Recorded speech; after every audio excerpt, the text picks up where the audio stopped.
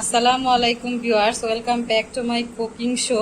আজকে আমি আপনাদের জন্য নিয়ে এসেছি ফাটাফাটি ঈদ স্পেশাল কাচ্চি বিরিয়ানি রেসিপি। তো আপনারা আমার সঙ্গে থাকুন, পুরো রেসিপিটা উপভোগ করতে থাকুন।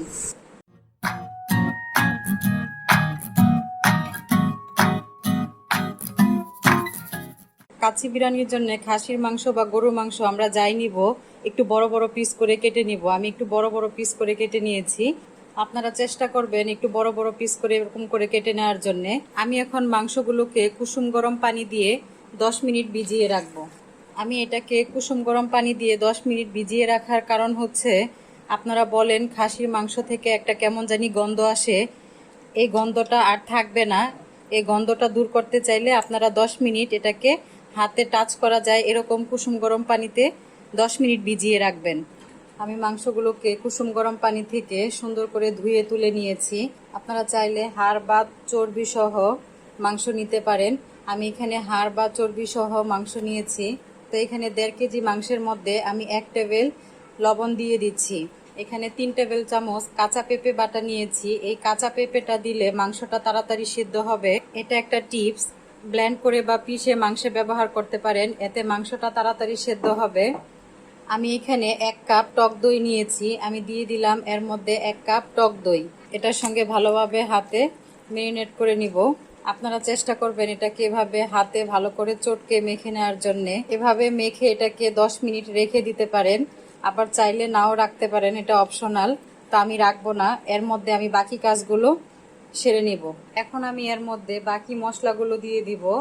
আমি এখানে দিয়ে দিব 3 টেবিল চামচ রসুন বাটা, 3 টেবিল চামচ আদা বাটা, 2 টেবিল চামচ পোস্ত বাটা, 2 টেবিল চামচ কাজু বাদাম বাটা, হাফ টেবিল চামচ ভাজা জিরের গুঁড়া, হাফ চামচ গরম মশলার গুঁড়া, 2 টেবিল চামচ পেঁয়াজ বাটা। আমি এখানে নিয়েছি শাহি জিরা ও 8-10টি গোলমরিচ।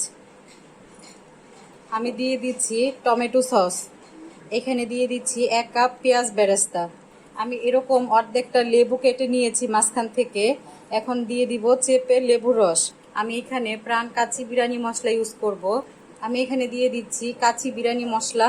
আমি এখানে রিগার্সের কেরোজল ইউজ করব 4-5 ফোঁটা। এখন আমি সবগুলো উপকরণ একসঙ্গে ভালোভাবে হাতে কষলে মেখে নিব। আপনারা এটাকে হাতে কষলে ভালোভাবে চিপে এভাবে ম্যারিনেট করে নেবেন।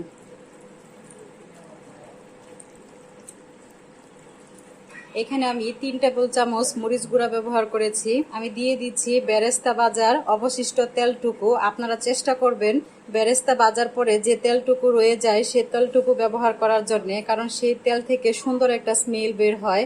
প্রায় 1 কাপ তেল ব্যবহার করেছি আমি এখানে। এখন আমি এটাকে হাত দিয়ে ভালোভাবে মেখে নেওয়ার একটাই মানে, মাংসের ভিতরে মশলাগুলো ভালোভাবে ঢুকবে এবং খুব ভালোভাবে মেরিনেট করা হবে।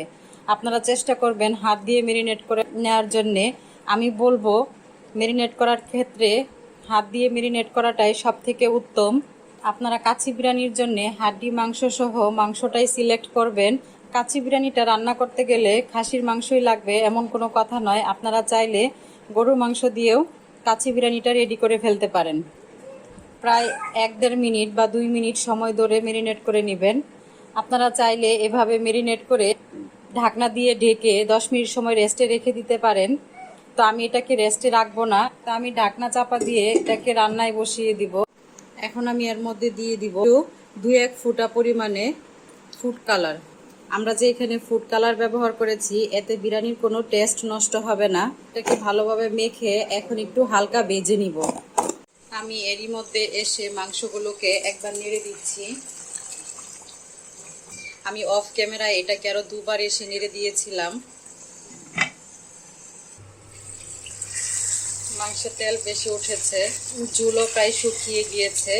এই পর্যায়ে মাংসটা কমপ্লিট। এই পর্যায়ে আমি আলুগুলো এরকম করে ভেজে নিয়েছিলাম। আলুগুলো কিন্তু আমি 50% ভেজে নিয়েছি। এরকম করে 50% ভেজে নেবেন আপনারা। আলুটাকে সম্পূর্ণ ভাজতে যাবেন না, তাহলে ভেঙে যাবে। আমি এখন এই পর্যায়ে আলুগুলো মাংসের উপরে দিয়ে দিব। আমি এটাকে নাড়বো না, উপরেই থাকবে আলুগুলো। আমি এর উপরে দিয়ে দিব আরও একটু পেঁয়াজ বেরেস্তা। এটাকে আমি ঢাকনা চাপা দিয়ে রাখছি। অপরদিকে আমি পোলাওয়ের চালটা রেডি করে নিচ্ছি। এখানে আমি কোহিনূর বাসমতি রাইস নিয়েছি, ইন্ডিয়ানটা। আমি 1.5 কেজি খাসির মাংসের জন্যে আমি 750 গ্রাম কোহিনূর ইন্ডিয়ান বাসমতি চাল নিয়েছি। তা আমি এখন এটাকে পানি দিয়ে 10 মিনিট ভিজিয়ে রাখবো চালটাকে। 10 মিনিট পরে আমি চালটাকে ভালোভাবে ধুয়ে কচলে পানি জড়িয়ে নিব। সেই পর্যন্ত চালটা 10 মিনিট সময় ভিজবে। চালটাকে 10 মিনিট ভিজিয়ে রাখার ফলে ভাতটা ভেঙে যাবে না। আমি একটা হাঁড়িতে পানি বসিয়ে দিলাম। পানিটা যখন টকবক করে ফুটে উঠবে, 4-5টা তেজপাতা, 3-4টা লং, 5-6টা এলাচ এখন আমি এই পানির মধ্যে দিয়ে দিব। পানিটা ফুটতে থাকুক। পানিটা ভালো করে ফুটে ওঠার পরে আমি এর মধ্যে দিয়ে দিব পোলাওয়ের চাল। তা আপনারা এখানে পানি একটু বেশি ব্যবহার করার চেষ্টা করবেন, না হয় রাইসগুলো জমে যাবে বা দলা বেঁধে যেতে পারে। সেই জন্যে পানি একটু বেশি পরিমাণে নিতে হবে। পানি এরকম টকবক করে ফুটে ওঠার পরে আমরা দিয়ে দিব চালগুলো। পানিটা যখন ফুটে আসবে তখন আমি এর মধ্যে দিয়ে দিব 1/2 চামচ শাহি জিরা। শাহি জিরার কারণে বিরিয়ানির ফ্লেভারটা খুব সুন্দর আসবে। এবং আমি এখানে দিয়ে দিব প্রায় 1 চামচ লবণ। আমি এখানে দিয়ে দিব অল্প একটু সয়াবিন তেল, যাতে রাইসগুলো দলা বেঁধে না যায়, সেজন্য আমি দিয়ে দিলাম সয়াবিন তেল। আমি রাইসগুলোকে মোটামুটি 70 থেকে 80% মতো সেদ্ধ করে নিব। রাইসটাকে পুরোপুরি সেদ্ধ করতে যাবেন না, বাকিটা বিরিয়ানি মাংসের সঙ্গে রান্না করতে করতে সেদ্ধ হয়ে যাবে। আসলে রান্না একটা খুব সহজ প্রক্রিয়া, যদি সেটা সহজভাবে উপস্থাপন করা হয়। আমরা যারা বাসায় রান্না করব কাচ্চি বিরিয়ানি, তারা কিন্তু চেষ্টা করবেন এটাকে 80%-এর মতো সেদ্ধ করে নেওয়ার জন্য। আমরা বাহিরের রেস্টুরেন্টগুলোতে যে কাচ্চি বিরিয়ানি খেয়ে থাকি, ওনারা পরিমাণে অনেকগুলো রাইস একসঙ্গে কাচ্চি বিরিয়ানি রান্না করেন বলে 50% বা 60% পর্যন্ত সেদ্ধ করে নেয়। তা আমরা এটাকে 50 বা 60 করতে যাব না, আমরা এটাকে 80%-এর কাছাকাছি সেদ্ধ করে নিব। আমি এখন এটাকে নামিয়ে ভালোভাবে পানি জড়িয়ে নিব। এটাকে চেষ্টা করবেন সঙ্গে সঙ্গে পানিটা জড়িয়ে নেওয়ার, তা না হলে রাইসগুলো দলা বেঁধে যাবে। এভাবে রাইসটাকে একটা চালনিতে পানি জড়িয়ে নেবেন। আর এই যে তেজপাতাগুলো বা এলাচগুলো, এগুলা চাইলে আপনারা উঠিয়ে ফেলতে পারেন। এটার যে ফ্লেভার, এটা রাইসের গায়ে লেগে গিয়েছে, এখন আর এই ফ্লেভারের প্রয়োজন নাই। তো আমরা এখন এই তেজপাতাগুলোকে উঠিয়ে ফেলবো। আমি যে মাংসটাকে প্রসেস করে রেখেছিলাম, এখন এই মাংসের মধ্যে আমি চালগুলোকে এখন এর মধ্যে এক একটা লেয়ার করে দিয়ে দিব।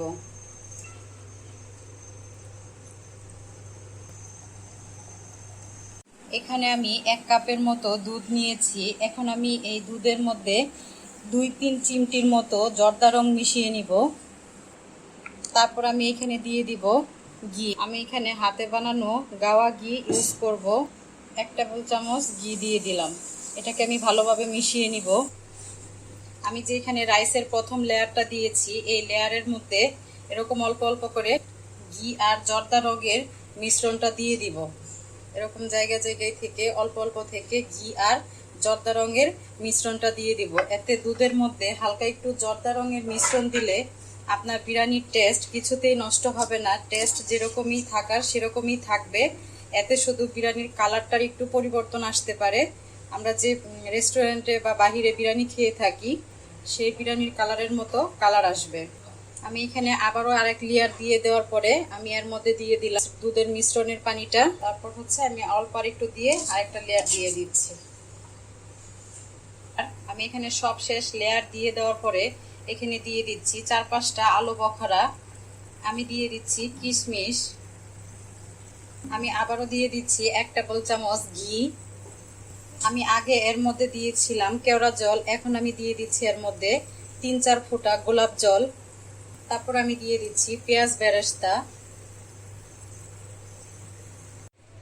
কাচ্চি বিরিয়ানির কালারটা নির্ভর করবে আপনাদের ইচ্ছার উপর ও রুচির উপর। যার যেরকম ইচ্ছা ওরকম কালার আনার চেষ্টা করবেন। আপনারা চাইলে এখানে বিরিয়ানির কালারটা ফুড কালার দিয়ে নিয়ে আসতে পারেন, অরেঞ্জ ফুড কালার ইউজ করতে পারেন, বা হালকা একটু 2-3 ফোঁটা রেড কালার ইউজ করতে পারেন, বা সবশেষ আপনারা চাইলে জর্দা রঙও ইউজ করতে পারেন। রিয়েল কাচ্চি বিরিয়ানিটা অরেঞ্জ কালার বা রেড কালারের মধ্যে হয়ে থাকে, তাই এখানে 2 ফোঁটা রেড কালার নিয়ে এর মধ্যে পানি মিশিয়ে নিয়েছি। এতে কোনো স্বাদের ভিন্নতা ঘটবে না। আমি এরকম 2-3 জায়গায় এরকম করে অল্প অল্প করে দিয়ে নিব। এতে কি হবে, কালারটা সব রাইসের সঙ্গে মিশবে না, জায়গায় জায়গায় এর একটু কালার আসবে। আমি এখানে আটা গুলিয়ে নিয়েছিলাম, এখন এই আটা দিয়ে এটার ঢাকনাটার মুখটা আমি ভালোভাবে বদ্ধ করে দিব। আপনাদেরকে দেখিয়ে দিচ্ছি, এরকম করে এটার চারপাশ দিয়ে আমি এটা লাগিয়ে নিব। এরকম করে লম্বা করে টান দিবেন, টান দিলেই এটা লম্বা হয়ে আসবে। আটার কাইটা যেন চারপাশে কাভার হয় এইভাবে দিয়ে নিবেন। এখন আমি এর মধ্যে ঢাকনা চাপা দিয়ে নিব। এখন আমি এটাকে ভালোভাবে বসিয়ে নিলাম, কোনো সাইড থেকে বাতাস ঢুকবে না। এখানে একটা দারুচিনি দিয়ে আমি ঢাকনার মুখটা বন্ধ করে দিলাম। এখন আমি চুলায় এরকম একটা তাওয়া বসিয়ে নিয়েছি। তাওয়াটা ভালো করে গরম হওয়ার পরে আমি এটার উপরে বিরিয়ানির প্যানটা বসিয়ে দিব।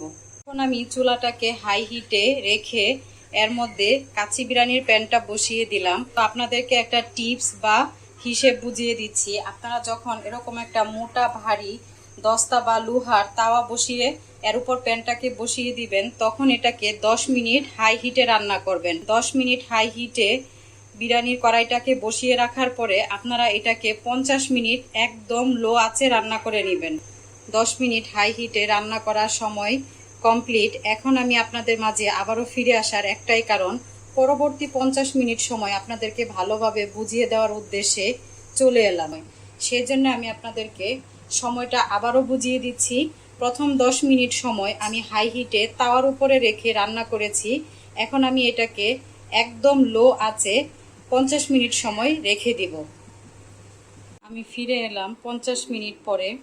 এখন আমি চুলাটাকে বন্ধ করে দিয়ে এটাকে ঢাকনাবদ্ধ করে আরও 10 থেকে 20 মিনিট সময় রেখে দিব। এটা অপশনাল। দমটা ভালোভাবে বসার জন্য আমি 10 থেকে 20 মিনিট সময় অপেক্ষা করছি। আমি ফিরে এলাম 20 মিনিট পরে। এখন আমি এটাকে কেটে নিয়ে ঢাকনাটাকে খুলে নিব। সাইড থেকে আটার লেয়ারটাকে কেটে নিচ্ছি। রান্নাটা একটা শিল্প, যদি আপনারা এটাকে পারফেক্টভাবে আদর দিয়ে যত্ন নিয়ে করতে পারেন, আপনারা এভাবেই করবেন, আশা করি আপনাদের বিরিয়ানিটাও একদম পারফেক্ট হবে। ছুরি দিয়ে চারপাশ থেকে কেটে নেওয়ার পরে ঢাকনাটা দেখবেন এমনিতেই খুলে যাচ্ছে। ওয়াও, কি সুন্দর স্মেল বের হয়েছে, কতটা পারফেক্ট হয়েছে আমি আপনাদেরকে দেখিয়ে দিচ্ছি। এখন আমার এটা পরিবেশনের পালা। এক সাইড থেকে আপনারা বিরিয়ানিটাকে এভাবে উল্টে নেবেন।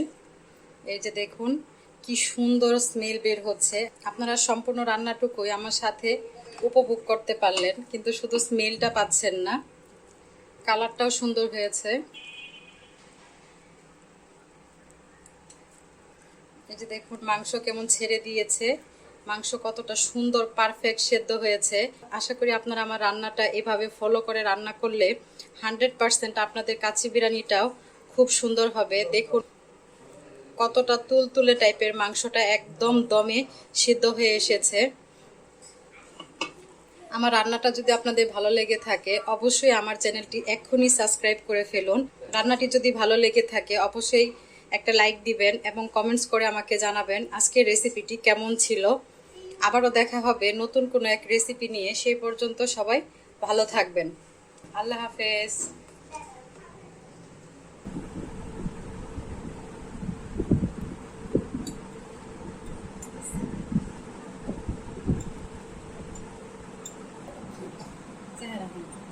কেমন হয়েছে? দারুণ, ভেরি ফাইন, ফ্যান্টাস্টিক।